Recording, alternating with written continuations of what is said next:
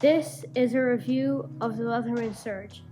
It comes in this black nylon sheet, very basic. On the side you can put adapters for different tools. Getting into the actual tool itself, it has a serrated blade, a saw, a knife, and scissors. Those are the outside tools. Also, this right here,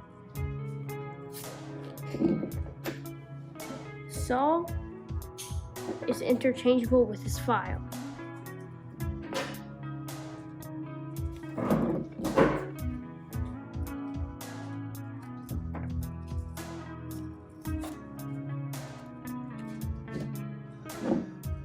Inside, we have the standard Leatherman pliers.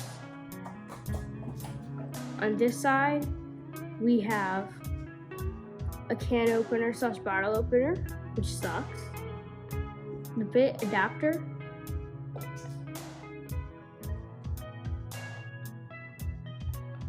In all, medium screwdriver, a small screwdriver.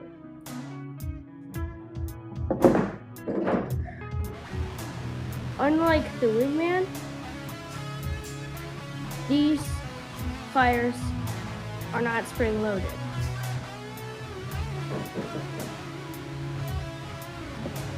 The cutters are pretty good, and here you have a wire strip.